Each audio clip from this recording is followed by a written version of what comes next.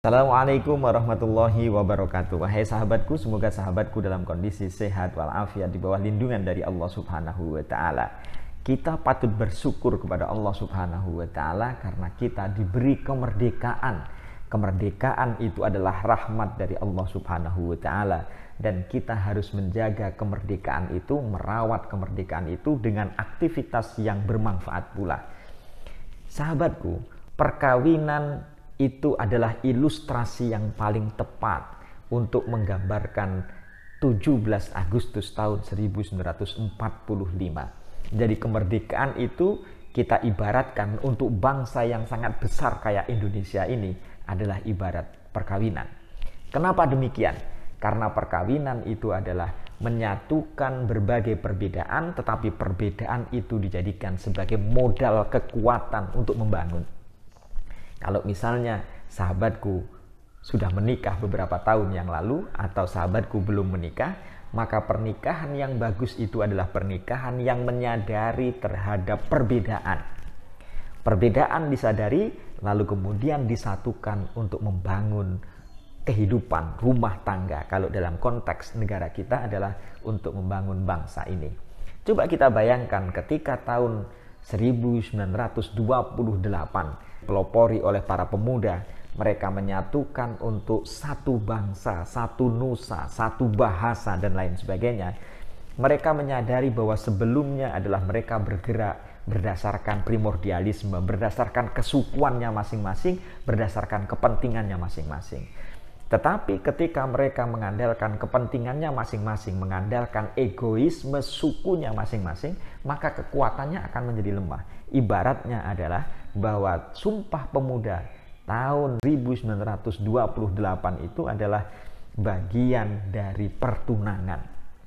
Kalau ibarat pernikahan, dia adalah ibarat pertunangan. Pertunangan bersama dalam beberapa tahun, apakah pertunangan itu akan menjalin komunikasi yang baik, saling pengertian atau tidak. Tahun 1928 adalah di mana kita ini saling mengenal antara satu dengan yang lain untuk mewujudkan sebuah keluarga, kebangsaan, negara yang berdaulat. Kita ingin merdeka bersama, ada kesamaan tujuan, ada kesamaan cita-cita.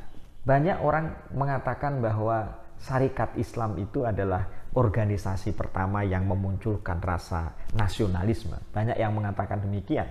Abdurrahman Wahid misalnya juga mengatakan demikian. Itu artinya bahwa Syarikat Islam itu menginspirasi banyak organisasi-organisasi lain yang berbasis keagamaan untuk mereka bersatu dalam mewujudkan kemerdekaan ini, untuk mencapai tujuan bersama itu. Tetapi ketika kemerdekaan, perkawinan itu 17 Agustus tahun 1945 yang menjadi ajang pernikahan itu atau perkawinan itu telah dilaksanakan, maka apakah tidak muncul godaan-godaan? Banyak sekali godaan-godaan. Godaan kebangsaan itu banyak sekali. Misalnya adalah godaan komunisme. Komunisme itu pernah muncul tahun 1926 atau 27, kemudian diulangi kembali tahun 1948. Dan komunisme itu gagal di Indonesia. Pada tahun 65, komunisme juga melaksanakan pemberontakan dan itu pun juga gagal. Artinya bahwa bangsa Indonesia dalam sebuah ikatan perkawinan itu telah kukuh. Godaan komunisme gagal itu.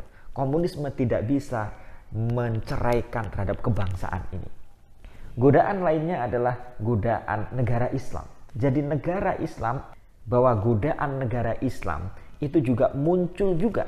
Misalnya di Jawa Barat ada Kartosuwiryo, kemudian di Sulawesi Selatan, di Aceh dan lain sebagainya. Itu juga bagian dari bagaimana godaan kebangsaan ini. Ingat bahwa ketika NU melaksanakan muktamar di Kalimantan misalnya, mengatakan bahwa Indonesia ini sesungguhnya adalah tempat di mana kebebasan beragama, umat Islam bebas untuk menjalankan agamanya. Karena itu, maka nation state itu tidak bertentangan dengan agama. Artinya bahwa Indonesia ini yang pasca perkawinan 17 Agustus tahun 1945 itu, lalu orang mengatakan bahwa Indonesia itu misalnya dianggap sebagai negara tauhid, maka itu sesungguhnya adalah perkataan yang keliru. Kenapa demikian? Karena menurut Muktamar NU tahun 1935 atau 1936 itu menjelaskan bahwa Indonesia sebenarnya bisa dikatakan sebagai negara yang Islami. Kenapa demikian? Karena pelaksanaan ibadah Islam itu bisa dilaksanakan dengan cara yang bebas. Kalau begitu berarti godaan untuk mendirikan negara Islam itu adalah bagian dari godaan perkawinan kemerdekaan itu. Muhammadiyah juga sama. Muhammadiyah menetapkan bahwa Indonesia itu adalah Darul Ahdi Wasyahadah, negara perjanjian dan negara persaksian. Negara perjanjian itu adalah negara kesepakatan bersama. Mereka saling berjanji, mengikat untuk mencapai tujuan bersama. Dan negara persaksian di mana umat Islam Indonesia bersaksi untuk mencapai tujuan bersama. Sehingga mendirikan negara Indonesia ini menjadi negara Islam adalah sesuatu yang tidak visible dan juga tidak realistik. Alasannya kenapa? Bahwa sistem khilafah itu telah hilang, telah runtuh pada tahun 1924. Turki Utsmani telah runtuh. Itu artinya bahwa masyarakat itu menginginkan terhadap sebuah kebebasan. Masyarakat menginginkan kebangsaan di mana demokrasi, kebebasan berpendapat, di mana politik itu bisa diapresiasi dan lain sebagainya, dan bukan pada sistem kerajaan. Karena banyak para intelektual mengatakan bahwa sesungguhnya apa yang disebut dengan sistem khilafah itu adalah sistem kerajaan. Berbeda dengan khalifah yang 4, model Abu Bakar Siddiq, model Umar bin Khattab, model Utsman bin Affan, model Ali bin Abi Thalib. Itu banyak para ulama menceritakan bahwa sistem yang dibangun di sana adalah sistem yang demokratis. Tetapi pasca Khalifah Ali bin Abi Thalib, maka sistemnya adalah sistem kerajaan. Dan sistem kerajaan itu punya potensi besar untuk memunculkan despotisme, memunculkan otoritarianisme, dan apalagi yang disebut dengan bahwa raja bisa bertitah atas nama Tuhan, itu juga bisa sangat kuat. Akibatnya adalah bahwa apa yang diusulkan, apa yang diprotes, apa yang dikritik oleh rakyat itu bisa dianggap sebagai melawan kekuasaan raja, dan berarti pula bisa dianggap sebagai melawan terhadap hukum agama. Itu godaan dari negara Pancasila ini. Bahwa godaan yang pertama adalah komunisme. Godaan yang kedua adalah ingin memunculkan negara khilafah, memunculkan negara Islam. Pancasila ini sesungguhnya adalah telah terislamisasi. Bahwa prinsip ketuhanan yang Maha Esa sesungguhnya adalah prinsip tauhid, ketuhanan yang Maha Esa. Yang kedua, kemanusiaan yang adil dan beradab. Bahwa kemanusiaan yang adil dan beradab itu adalah bagian dari saling menghargai sesama umat manusia yang lain. Bahwa kita ini diciptakan dari suku yang berbeda, dari jenis warna kulit yang berbeda-beda, tetapi mereka harus saling berkomunikasi antara satu dengan yang lain. Mereka harus fastabiqul khairat. Mereka harus berlomba-lomba dalam kebaikan.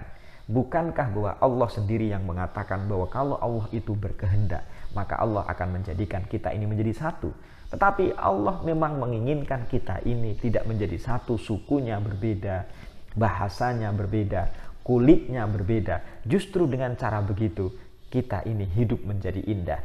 Justru pakaian bahwa alam semesta berbeda-beda itu menunjukkan bagian dari keindahan. Itu adalah bagian dari harmoni, itu adalah bagian dari seni yang sangat indah. Tetapi kalau seni itu kemudian dicerai-beraikan, bahwa keindahan itu dipisah-pisah, tidak dalam satu rangkaian yang utuh untuk membentuk sebuah harmoni, tidak ada semangat fastabiqul khairat, maka perbedaan itu justru akan memecah belah. Yang menjadi tugas kemanusiaan kita ini sesungguhnya adalah bagaimana perbedaan itu bisa diramu menjadi sebuah harmoni sehingga bisa menuju pada tujuan yang bersama. Tujuan sama. Indonesia pun demikian. Sukunya luar biasa sangat banyak. penduduknya dengan aneka warna kulit yang berbeda, bahasanya berbeda. Kalau mereka bisa diramu untuk memperkuat kebangsaan ini, tentu Indonesia akan menjadi negara yang maju. Bayangkan bahwa umat Islam di Indonesia ini adalah umat Islam yang terbesar di dunia. Jadi Pancasila itu telah terislamisasi. Persatuan Indonesia juga sama persatuan. Rakyatan yang dipimpin oleh hikmat biasanya dalam permusyawaratan perwakilan juga sama, bahwa musyawarah syuro itu diajarkan dalam Al-Quran. Dan yang terakhir adalah keadilan sosial bagi seluruh rakyat Indonesia. Itu juga bagian dari bagaimana kita harus memperjuangkan keadilan. Karena itu wahai sahabatku, dalam memperingati 17 Agustus yang akan kita laksanakan, kita harusnya bersyukur kepada Allah Subhanahu wa Ta'ala. Kita telah menjadi bangsa yang merdeka. Dan godaan-godaan menjadi bangsa yang merdeka itu diantaranya adalah komunisme. Diantaranya lagi adalah ingin memunculkan negara Islam, khilafah Islamiyah, liberalisme, kapitalisme, dan lain sebagainya. Itu sebenarnya adalah musuh-musuh kita. Jadi karena itu kalau misalnya sebuah perkawinan itu diterpa oleh gelombang, ingatlah bahwa negara yang merdeka, negara yang berdaulat bisa menjadikan diri kita dalam melaksanakan ajaran agama ini menjadi tenang, damai, karena kita bisa melaksanakan fungsi-fungsi kehambaan kita, fungsi-fungsi kekhalifahan kita. Bukankah manusia adalah sebagai Abdullah dan juga sebagai Khalifatullah? Dengan cara negara yang merdeka, bangsa yang merdeka, kita bisa menjalankan dua fungsi itu dengan cara yang baik. Demikian merdeka. Assalamualaikum warahmatullahi wabarakatuh.